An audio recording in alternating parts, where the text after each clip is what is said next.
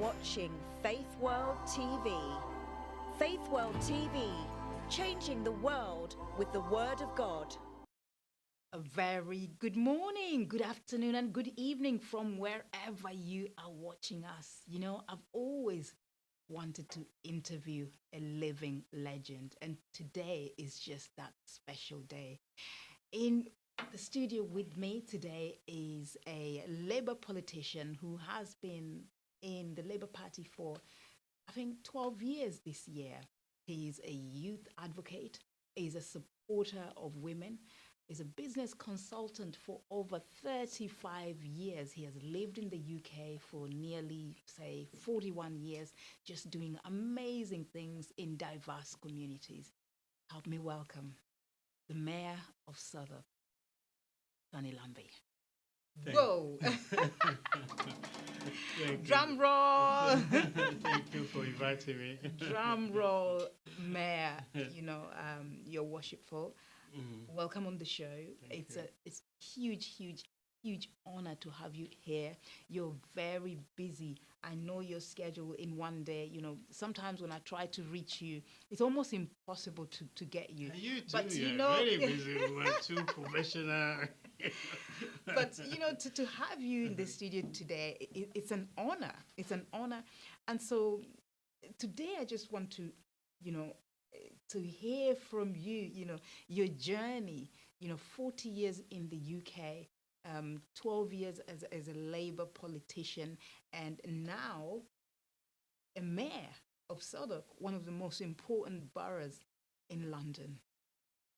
I mean, Suffolk is actually the most diverse borough, Yes. not just in London, but in the UK. In the entire UK. In the entire UK. Right. Yeah.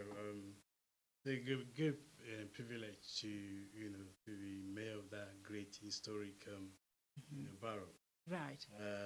I mean, you mentioned about being a politician. To be honest with you, I didn't want to be a politician. Really? That's the truth. But, you know, sometimes life just throws things at you. Right. When I came to this country in 1986, it's just about 40 years ago. And, you know, as a student, those days, you know, do part-time and so on. Right. So I joined the post office Right. and I became a part-time postman. Right. And then I was elected the first union leader for part-time postal workers. Whoa. That's how my journey started. And I fought for part-time workers, right, before I became law later on. You know, those days, you work either the weekend, public holiday, as a part-timer. You don't get any extra. So you came Especially to the post UK office. and you just hit the ground running as a leader. In 1989, I became the first union leader Right. for part-time postal workers, 89 to 94, when I then finished my master's. I then left. And then, of course, when I joined the Labour Party, that was, I think, 1999, if I can remember correctly. But when Labour then came to power in 1997, Right. they then took that policy, what I was working on with the union leader then, Union of Communication Workers, they used to call in the post office, Alan Toffin was Right. leader then before Alan Johnson, who then later became the Home Secretary, took over. And they then, you know, they then became the policy of the Labour Party, and then you see we are enjoying part-time workers right today. So you became part of the policy makers. I influence, Right. you know, the policy, because it's like, you know, like they say, especially those of us Christian, they say somebody, Moses took us out of Egypt, and then somebody else took us to the promised land, kind Yes, of that. that's it, that's it, You know, that's it. It's Right. a relay, kind of, you know.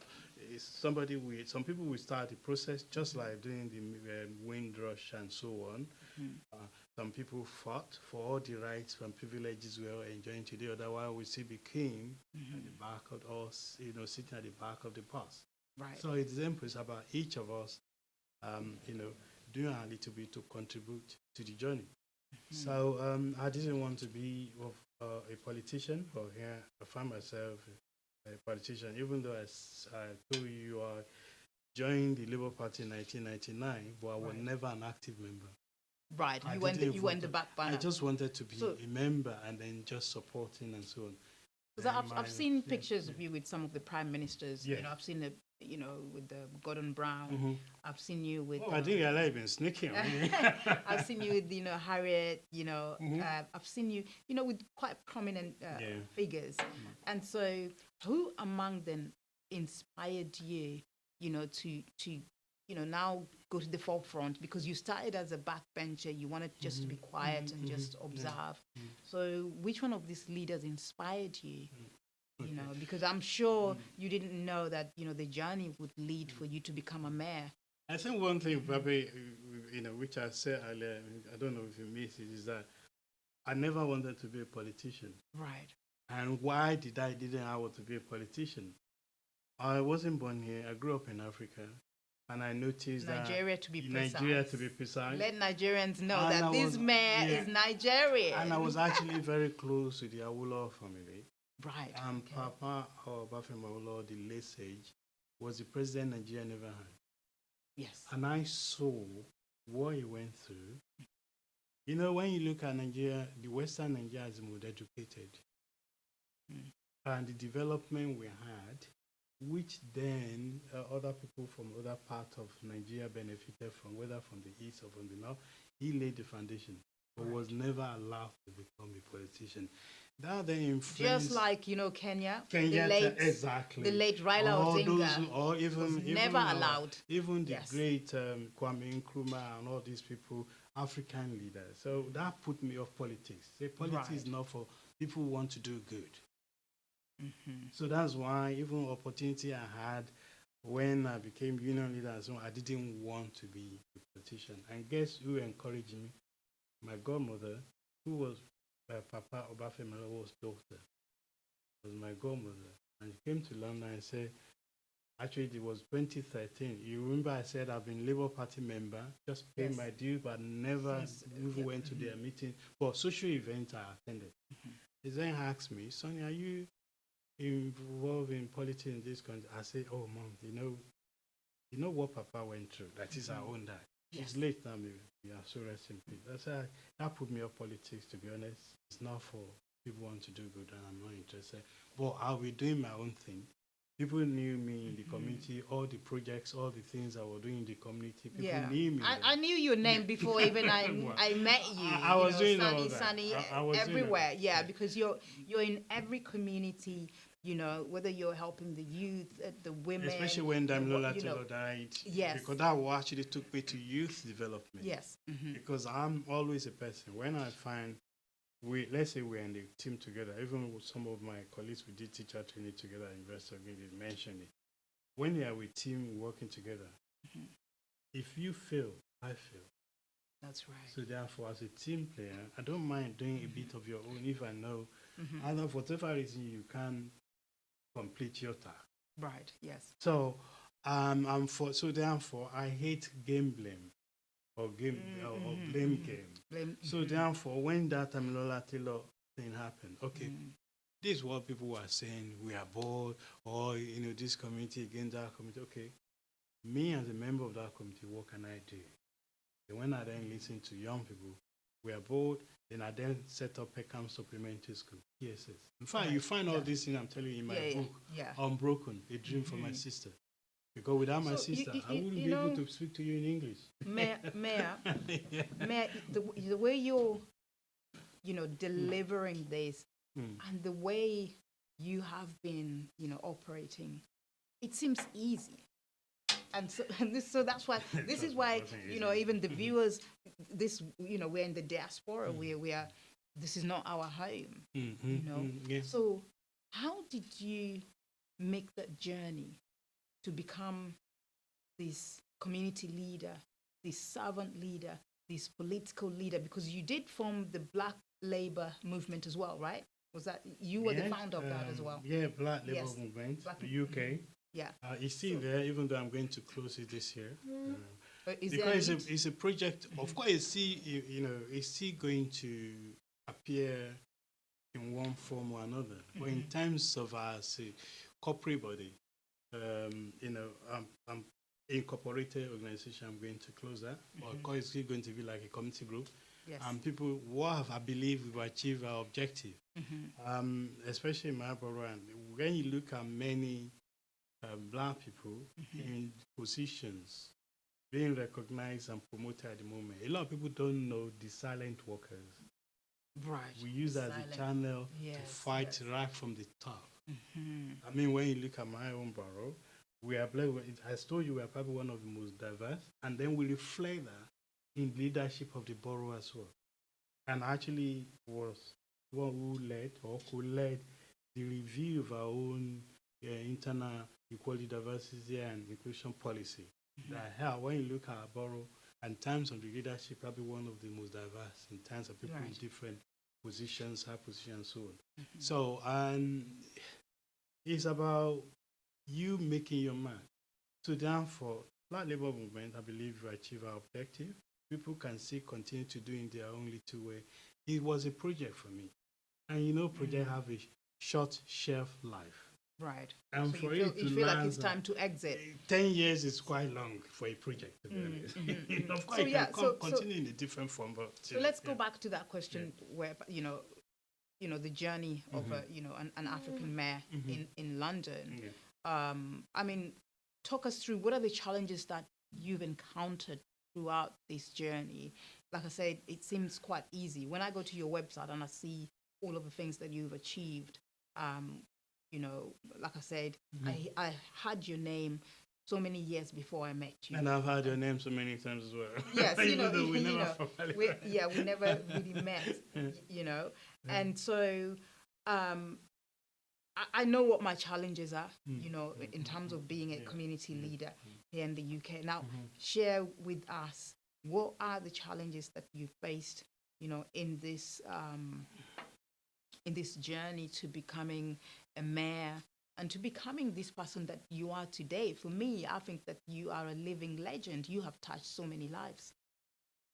Thank you. You know, when you say that living legend, it makes me a bit emotional because when I look at, because this one I always do, I look at where I started from. Okay, I look at where I am today. Forget about where I want to be tomorrow. Then I could see some incremental development, improvement, progress. Say, Lord, thank you, Lord, as a Christian. Amen. I always believe when I was a kid, I've always fought for other. I remember I used to, if you read my book, Unbroken with Dream for my sister, I say a little bit, probably my next one I'm going to say more about what makes me who I am. I'm very passionate about fighting for equality, social justice. I'm very passionate about it. That's why when I see wrong, what can I do to fix it? And so, and I'm blessed with so many gifts, just like the Bible tells us. We have so many gifts. It's how we use them that matters. Right. That's why I didn't want to be a politician at the beginning, but what can I do as a community leader? And I'm privileged that God just gave me that role. It's not because I was looking to lead, but when I'm doing something, I see something wrong. What can I do? How can I help fix it? Who among my people that we can do it together? Unfortunately, I also, as you asked about the challenge, you always face challenges, trust me, because the people you expect to support you, readily support you, are the ones that want to undermine you. Right. For whatever reason, I've had my own share, and I see having my own share. Most especially in our own community, to be honest. Most especially. We just have to be honest. Yeah, most especially in our own community. The funny thing is that they're actually the immediate beneficiary of what you're fighting for. I don't know whether we are blinded by whatever reason. I don't know. Yes. Or unfortunately, or it should have been me doing that. Right. Why is Mayor Sam the one? Professor, Pauline Long, why not? Why is she the one that founded BEFTA? But the thing is, I mean, the part of my progression was when I realized I started, in fact, the first organization I started was a Confederation of African Professionals, UK. Right. That's the first one was 1998. I started it. It then metamorphosized into many other things you see after my name now. Why did I say up? Many people, our listeners or viewers, probably remember in the 80s, 90s, no matter how qualified you are as a black person, as an African, they say you have to overqualify. You won't get a job. You won't get a job, right? That's when I then formed that network. It was a network. And then we started providing advocacy. We started providing capacity building. We started providing work experience for our own. It's about working for ourselves. If other people... Because all of these overqualified, they ended up as bus drivers, cleaners, and so on. Yes. Every one of us, unless you have families sending you big money, they probably took you from government or so you took it upon yourself. To mobilize our people. Yes, okay. Create a network. Wow, that's quite And that's how you see all these things. It's the chain reaction of all that. Like you see all these projects you see around mining. Because once I do this, then I move to the next one. Now I told you I'm going to withdraw from Black Labour Movement. Of course, there are some capable people around me that continue to do it. But in terms of my involvement, maybe minimal now, because I get bored easily. I want to look for another challenge. And there are other things which of international nature I'm already involved in at the moment. Once my Miura year ends, then that we then, expand to other things, because there's so much we can do, especially in Africa and the Caribbean. We are the one that will fix it. Nobody else will help, especially in black nations around the world. Yeah. We can blame everybody else for slavery, for colonization. Okay. I was just going to come to that. I was going to come to that. What practical thing can we do? And that's me. I always blaming other people. But anyway, I was going to just come to that because when I asked about your challenges, you said one of the main challenges is our own people trying to undermine, what you're doing. But somebody else will say, actually, it's the main challenges for us, the black people, trying to achieve is racism. I know you said that. I'm not going to pretend that doesn't. I'm not going to pretend that doesn't exist because I've been naive to say that. I've been called. Trust me, I've called names. I've been attacked. But where you have to be careful is this. The ward I represent, which is South Bermondsey in Suffolk. Anybody that live in London, South London, in Suffolk, will tell you the story of the area I represent. In the 80s, 90s, in 2000, and so on, is an area you as a black person you are afraid to leave. They've elected me, re-elected me. This is the 12th year I've been representing them, and majority are white. Right. And they vote for me. So you haven't really felt that sort of that racism hasn't hit you. No, it's not. That's not what I'm saying. What I'm saying is that sometimes you have to be careful how we use that. Because certain things happen. Take for instance, I remember it's Paul Condon, the former Met police, who, when he was interviewed, he said something about most of the crime being committed were from the black community and so on. A lot of people took him to task for that. Then it's as if he's being racist or so. The reason why I'm saying that, sometimes when certain things happen in an area, we can associate it with just a small number of people who are actually responsible for that, but not necessarily the whole community. It's the same thing with the racism or discrimination I'm telling you about in that area. Because a few number of people that commit sometimes racial atrocities, we assume that area it should be known for that. It seems with Peckham, which I've lived for the past 35 years. Southampton, where I live is actually between border Camberwell and Peckham, and you won't know the difference. So for almost 40 years, I've lived there. Now Peckham, for instance, people see as a no-go area. There was a time, which is true. Yes. You can't get your post delivered. If you are lucky once every 3 months, either you get it out or the post. Postmen and women were afraid to go there those days. Even the police. But look at Peckham has been transformed through the collective effort of people. But Peckham had that name because there's a few number of people that used to commit to atrocity. The same thing with South Bermondsey.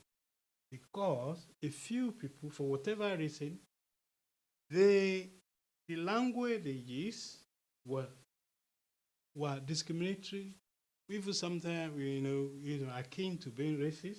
Right. So therefore, people assume everybody in that area is racist. Is racist. Yeah. That's why he had that unfortunate bad name. That's why I'm comparing and contrasting with Peckham. That's why we have to be careful. Of course, we are human beings. If I'm attacked, So you can't just call it out that these people are racist. yes, it's You very, can't- it's because of your position as a leader. not just you because of can't- my position, because I've lived there and I've experienced, and these are people that elect me. It's the Okay. personal relationship you form with people. And Because so you can't call otherwise, people that are electing you racist. because I'm a black man, I wasn't Yeah. even born here. You get what I'm saying?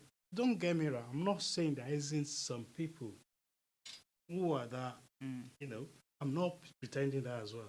Just like when the Met officer, chief core saying most of the crime committed by in the community are people of black community and so on. Now, if you contrast the two, one can easily misrepresent what is actually happening until when you experience it yourself, and then you have to open your mind, open your heart to be able to see things differently. That doesn't mean it doesn't exist. It means we have to try and navigate through it and then see what are the root problems. Take, for instance, when it comes to housing, white people and black people, they all suffer from either lack of housing, affordable homes, which I've experienced, which I try to help. Whether it comes to antisocial behavior, if people from all these, apart from not just black community, white community, or people from other races, they have this problem as well. That's why sometimes I personally believe through experience, through personal relationship, through personal involvement in community building and so on, we as leaders have to be careful with the language we use. That's all I'm saying. I'm not saying it doesn't exist. I'm not pretending it doesn't exist. Do you think somebody might be watching right now, maybe an advocate for your anti-racism might think that maybe you're dismissing? No, I don't. I think that person probably will be naive. Yeah. In my own opinion. Yeah. I mean, I saw people like Lee Jasper, No, Lee, I know Lee Jasper fight very against well. racism and all of that. Yes. I think. I mean, I have full maximum respect for Lee because we worked together for many decades. No, because of the work they do and the experience they've had and people they've interacted with, justifiably they have the right to say, yes, this is what we found out. Otherwise, if we don't call it out, we will never move forward. You get what I'm saying? But that doesn't mean every single white person is racist. Right. So also that doesn't mean every crime that is committed by black people or black young people. You see? So that's the issue we have to address. And as community leaders, whether political or community, we have to be careful with the language we use. Right. We should be finding a way to build community cohesion, bringing communities together. But that doesn't mean we don't have that problem. It's just that, what are the problems? How far have we traveled to tackle those problems? What are the issues left for us to concentrate on? Not just use a blanket kind of categorization of what those problems are. And then even most of the allies I've seen in my life, most of the allies I work with are white people. Right. Even so when I did Equality and Diversity Inclusion Review, right, for my party, Labour Party in Southern, most of the people that actually supported me were white. Right. You see, this is what I'm saying. So your sort of style of leadership is that of community, bringing diverse communities together. That's what you believe. That's my approach. You of course, there's nothing wrong recognizing the problem, and this is also my attitude as well. I have to make sure that I recognize the problem. Then what are the solutions? Press 1. Who are the partners? Who are the partners we can I think we do have a caller. Okay, please listen. Yeah. Hello, welcome to the show. And where are you calling from? Yeah, I'm calling from Kent. Oh, okay. Hi, and what's your name? My name is Mrs. Nkechi Okorocha. Wow, Mrs. Nkechi Okorocha, we have Mayor of Southwark here, Sunny Lambe, and we are celebrating his achievement as a mayor. 12 years as a Labour politician, 35 years as a business executive and supporting the youth and women. What do you have to, to tell him? I mean, what do you have to share with him? Yeah, I just wanted to find out what the measures that they have put in place to try to prevent some of the things that he was talking about. The racism. I know it has to come to stay, but at the same time, what are the measures that are put in place to curtail it or to reduce it? Because obviously, everybody knows that is something that has come to stay. So I just wanted to know the measures that they have put in place for that to happen. You're right, Mrs. K. Let me just quickly say, she has said something that it has come to stay. Yeah. And I know that, Mayor, when you were trying to explain about racism, you were sort of, I'm not saying you were dancing around it, but you're sort There of... was no music to dance. Like, Are you playing the or music? sugarcoating it. Okay. But anyway, we can answer her now. No, I think I understand. With any problem, you first of all need to understand the root causes of those problems. Right. Then you can begin to see how do we then go about tackling it. I will never deny the fact that racism exists and still exists. And I probably will never be able to get rid of it. No matter what we do.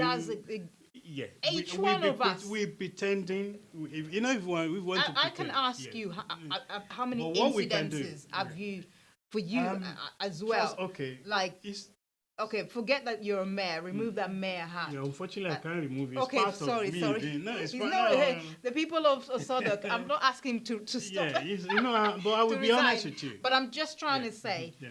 I'll be honest. If that hat was removed and you were just Sunny Lambe, your experience in the UK, racism. I mean, for me as well, I can remove my titles and everything. I have stories to say about racism. But that's what I have. So, do you have? Because I think that the way you're presenting it, it's as if you've not really. I've been called names before. I've been physically attacked before. So physically attacked? This is what I'm saying. Yeah, physically attacked. I remember when I was a student and I was between jobs. Yes. And I was driving. I drove minicab and the person ran away, took my money, punched me, broke my car, reported the police.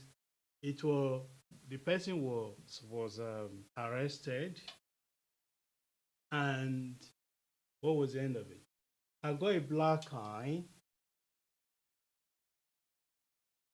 But that's where it ended. The police didn't follow up. There was it ended. Yes. But there are other parts which are probably we take us time. But the more important thing is that did I deserve to be attacked? No.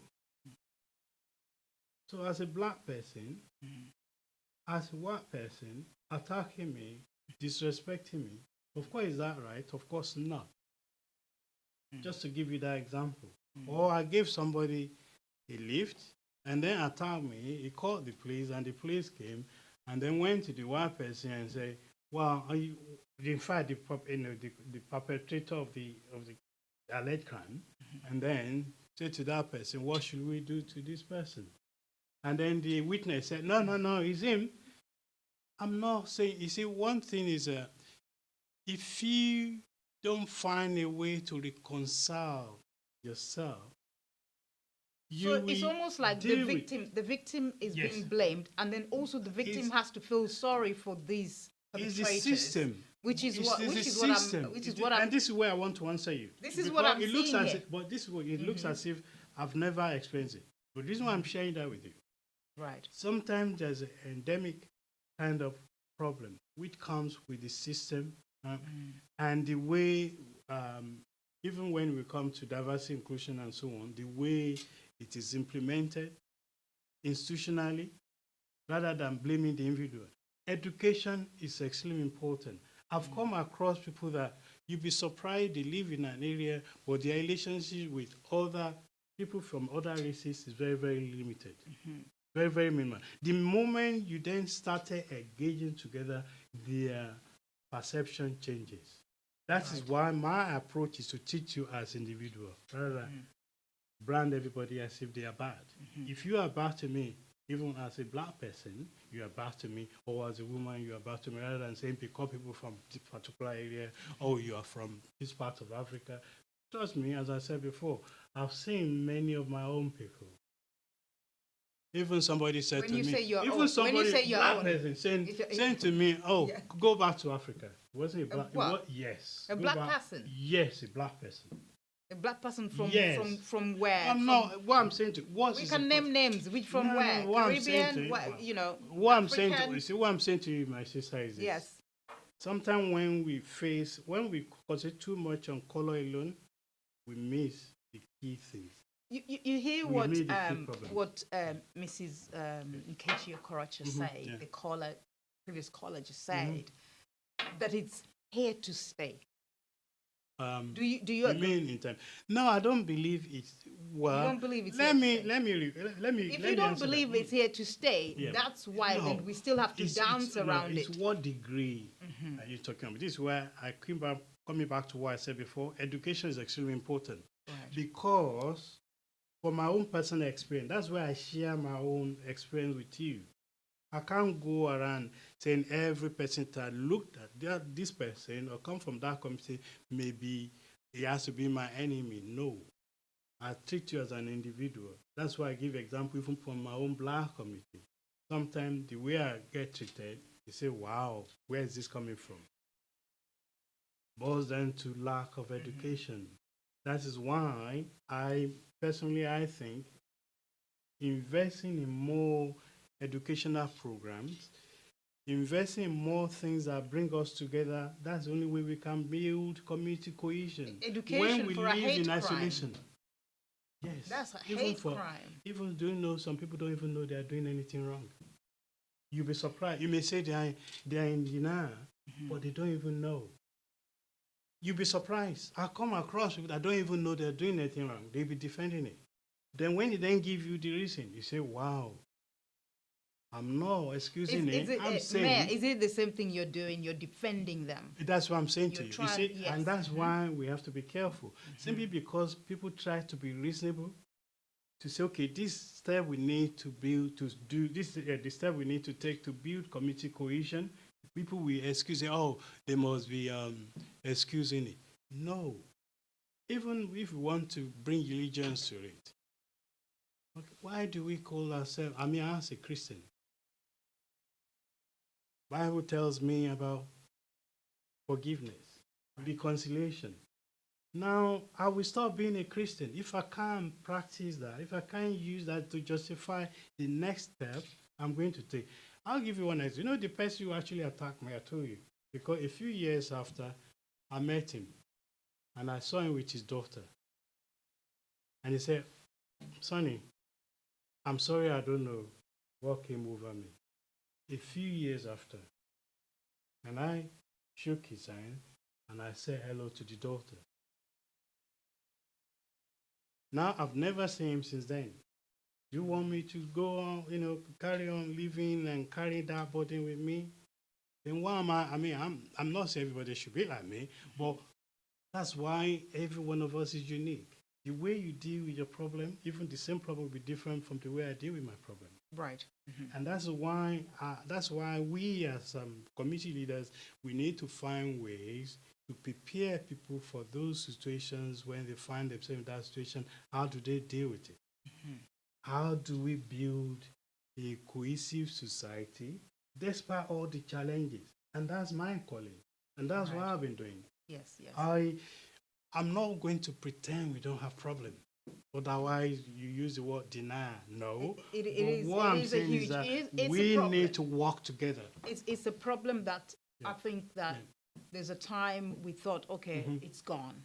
But it's back. How do you explain me walking into a pub probably just 2 weeks ago to just get myself a drink in the corner? I just want to cool off just by myself.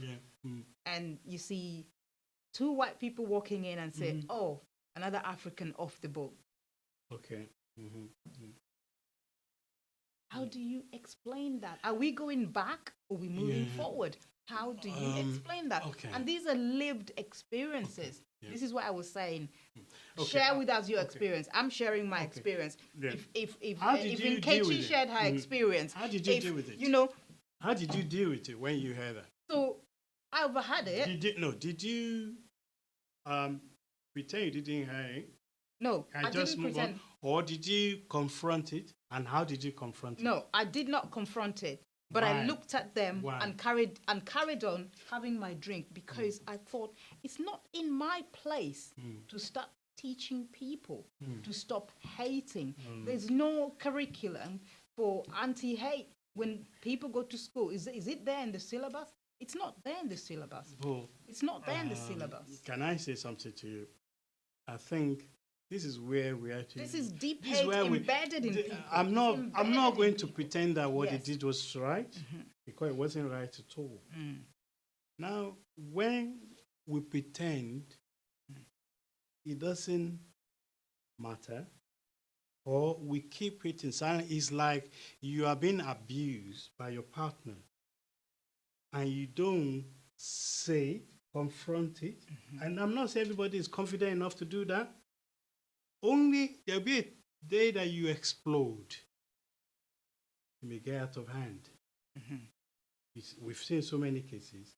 That is why, one, when that happened in a public place, did you draw the attention of the manager saying, this is what these two people have said, they have done. I'm not happy about it. You please have a word with them. Did you do that? I'm not saying, no, don't answer me. You don't have to. Yes, But exactly. that's part of challenging it.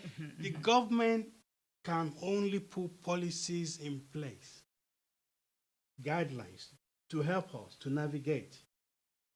Even the police, unless they know we report a crime, they can't go into our head and say, I want to go. No.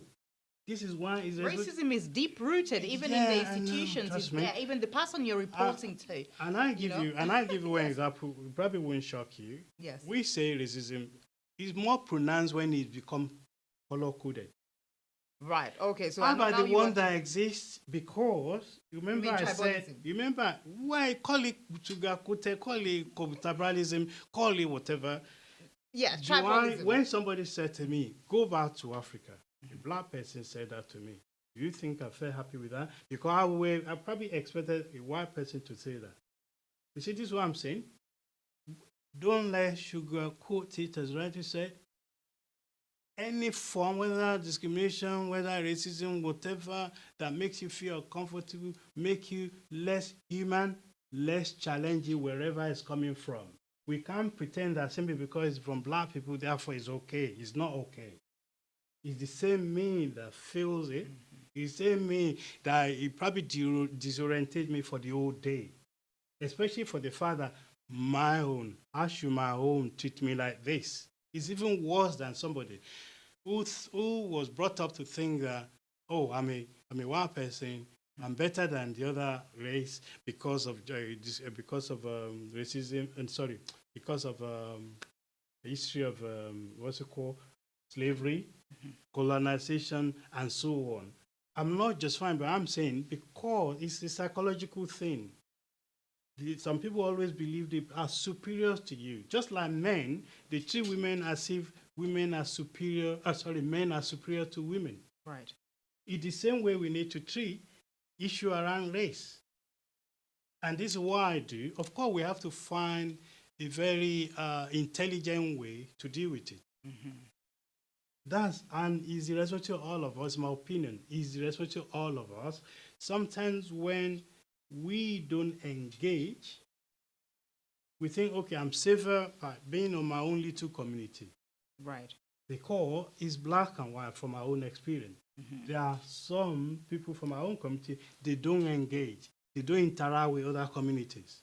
Right. And that's part of even when But that doesn't give a ticket. nobody's saying that. crime. No, Yes. nobody's saying that. Nobody's saying that. What we also need to do by working together, I know how much time I spend community development, how much time I spend engaging with the tenants and residents association, community events, going there, say hello to people, know them, know your next door neighbor. I'm sorry that some people is from church to their, social community party. Now, how do you make new friends? How do you challenge that? And I tell you what, there are some people, they don't even know what is happening next door. For my own personal, because I'm a community, I go out and I associate with a lot of people from different communities, and I know we still have a lot of work to do, both as individual, as a community, as well as what government can do to support us. So it's irrespective of all of us. But I'm not dismissing the fact that yes, the language some people use. Do I deserve it? Of course not. No. Even recently, somebody threw water. You're knocking on the door and threw water at you. You can argue that, do I deserve that? Now, if it's a different color, you can say because of the color of our skin. But at the same time, we shouldn't. But don't forget, it's actually also because they are mad with your party, the political party you represent. Right. So therefore, as responsible leaders in any political party, my own party, which is Labour, Reform, Conservative Party, Liberal, and so on, as leaders, we have that responsibility to watch what we say. Right. It's about bringing communities together. Because we heard this is true. When you go back to the languages some leaders use of recent, exactly, yes, does that bring community together? No. That is why we need to do more to bring communities together. So in your role as the mayor of Southwark, your I presume that your top focus is inclusion, and diversity and inclusion. Sometimes I think, how do we use these two words in the same sentence? It's quite challenging. So I think that for you, from what you're saying, is inclusion is more important than. I'm not saying. I'm not. What I'm saying is that I'm not saying that all of us have responsibility. As far as I know, having been a part of government for a long time, even when I was outside, I was learning from what was happening. Yes. Government can never do everything alone. I can't find any government in the whole world that can do everything. Right. What government can do is to make sure they have policy and procedures in place. If something happens, what should people do? What should authorities do? And how do you get a redress if that happens? That's what government can do. But we as individuals, members of the community, we have our own roles to play, whether in the church, in the synagogue, in the community groups. How do we work together to make sure if we identify any problem, how do we work together to make sure we address them? It's all of us. That's what I'm saying. We need to work together. Right. The police alone cannot do everything. No matter how perfect they are, they cannot do everything. But of course, as a victim, how do we support the victim? Because when that hits you, it hits you. You are human. So what do we have in place to make sure we address all these problems, making sure the victim is in the center of everything we do? Just like when we're talking about the abuse and so on, which came out recently, the victim must always be in the center of everything we do. That's right. Yeah. So, and that's what we can do. And working together is extremely important that we work together collaboratively. That's why community group, churches, faith group, and so on, mosques, and so on, all of them, we have to work together because government alone cannot do it. This is what I found out. That's right. And that's why I set up all those projects we mentioned before. Yes. It's about supporting, what government we are doing in the community. Also, when we realize government are not doing, they're not solving the problem for whatever reason, we bring it to their attention. Say, these are the problems, and you haven't done anything about it. And sometimes even the other party, because that's why when you have multi-party system, when one party fails to deal with one problem, yes, then the other party then the other party you see? So it has, but we have to engage. It's very important for us to engage in the political process as well. Yes. So as a politician in the UK, obviously, we can see that you're fulfilling your roles. All the boxes are ticking. But of course, you're of African origin. Would you be tempted to, sort of translate this leadership back in our continent? This style of your leadership. And you remember when we were discussing earlier? Of course, this is one of the reasons why. Remember, I said I'd set up a lot of projects. Yes. 5, 6, 10 years, probably long for a project. Now I'm bored. I want to do things in Africa, in the Caribbean, and so on. Yes. So some of the lessons we've learned, how should we share those good practices with our brothers and sisters around the world, especially in the in our own so-called black countries, right. Africa and the Caribbean and so on. Because the reason why I'm using black country because I'm a black man and I'm originally from Africa, West Africa, Nigeria, and so on. I share this when I do my citizenship as well, and people laugh and so on. So therefore, I can't change the whole world, but I can make a dent through my practical effort. Right. And I want to do that. And with you are doing, I'm doing, and with everybody listening on this program, and also doing silently out there, I believe we can make it, some positive difference. And that's what it's all about. I guess what I was trying to ask is, 2027 is around the corner for Nigerian elections. Yeah.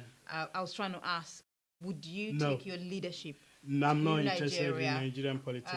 You didn't even wait me. No, I'm just saying, I'm not interested in Nigerian politics. Remember where we started. Remember, even my godmother. Why are you rubbishing it? You're rubbishing it. I'm just not interested. I'm being honest with you. Why wouldn't you? We do projects in Africa. I will do projects in Africa.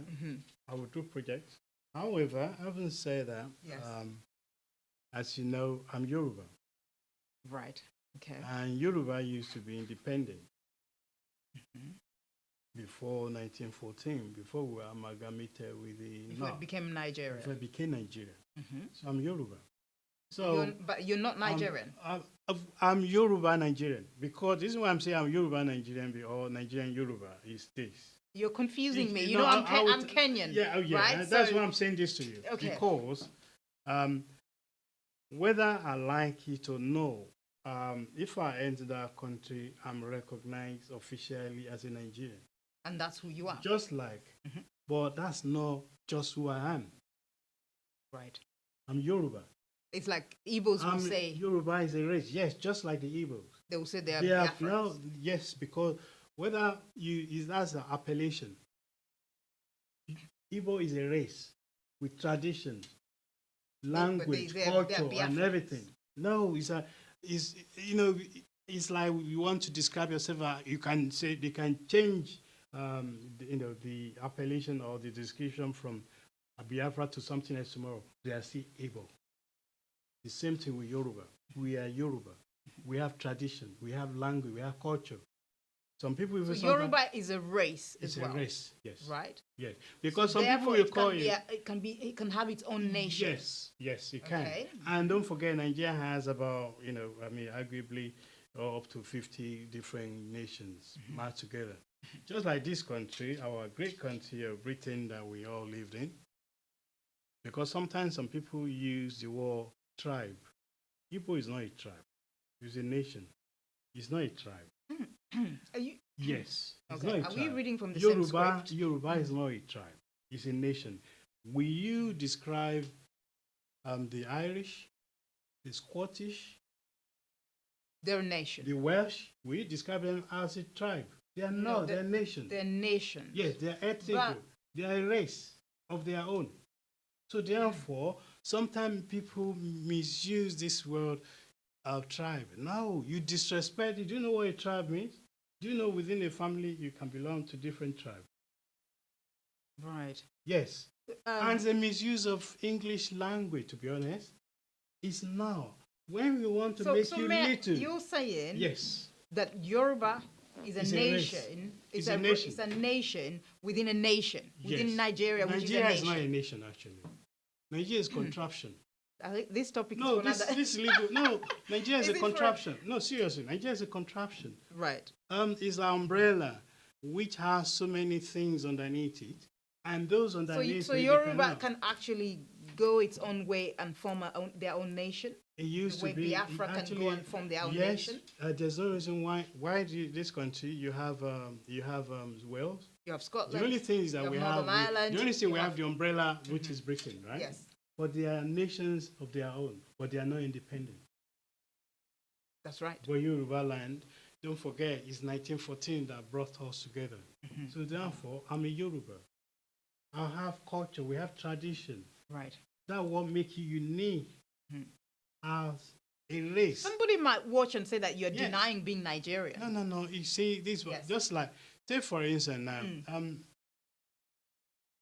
will you take my Yoruba-ness out of me? No. Actually, do you know before Nigeria came to existence, Yes. do you know how long Yoruba nation?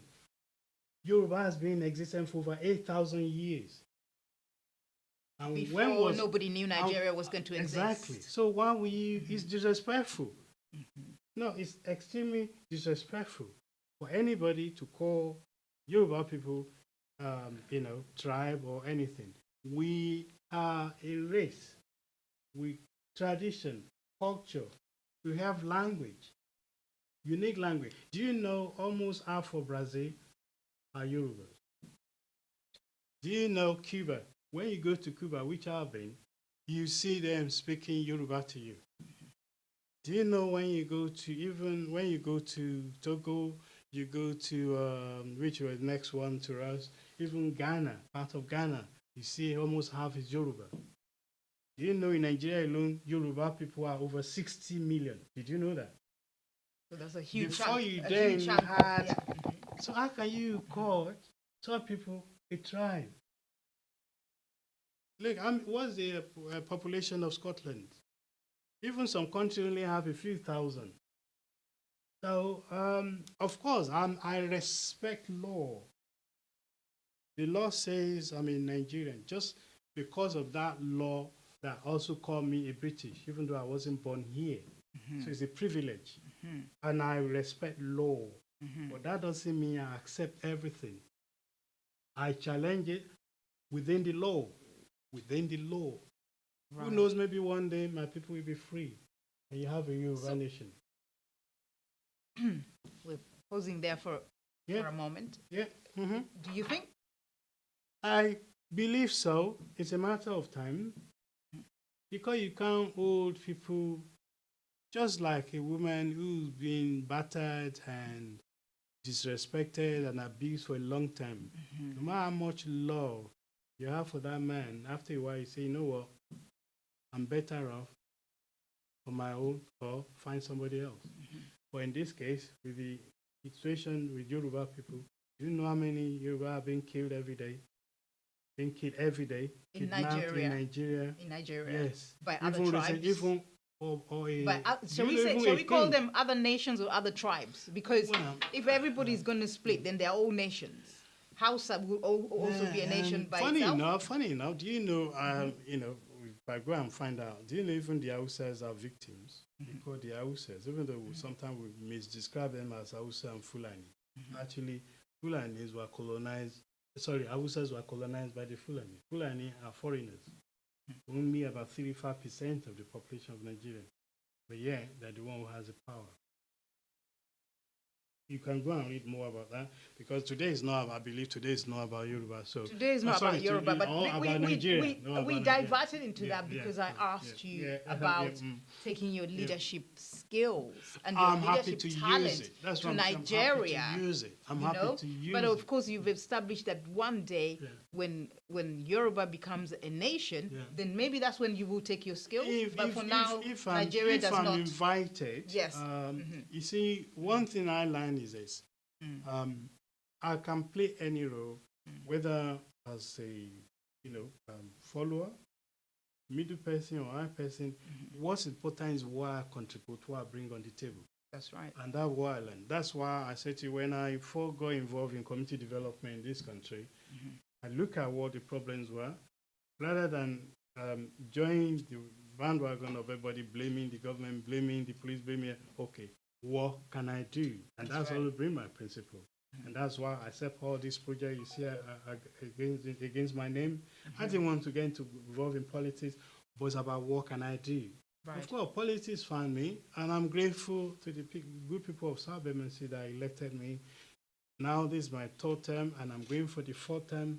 If I'm lucky again, because without being elected as a councillor, you can't be a mayor. You cannot be a mayor. So therefore, coming back to the issue of race we are talking about, that's why we also have to be careful sometimes, because in the 80s and 90s, if somebody gave me a brand new house, beautiful house, with garden and everything in South Bermondsey, I would have said no. Why? Because it was a challenging area. Racist. But Racist. yes, but look at what it is now. Mayor, No, but look at I what. want But us look not at to- no. I want not to to finish always this. No. I want to But finish it now. we- No, because we're running out but of it's a time. fact. But I want to But I quickly think we finish want it. to come Let me back to quickly this. finish this. Let me quickly finish it. Because it's very important. Time permitting. But it's very important. Yes. Okay, let me quickly finish it. What's important is that we work together, because that's what transformed the area into where somebody like me can become a councillor for three terms, A black and councillor. also a mayor serving everybody. So that's what I wanted to say. Amazing. Well, you know, Mayor, I really admire your journey. It's been absolutely incredible, and I know that And I mentor. people watching And I mentor. So absolutely, people watching are inspired by you. But thank you so much for taking time out to be with us, and thank you guys for tuning in. And until next time, goodbye from us. and we didn't take any questions.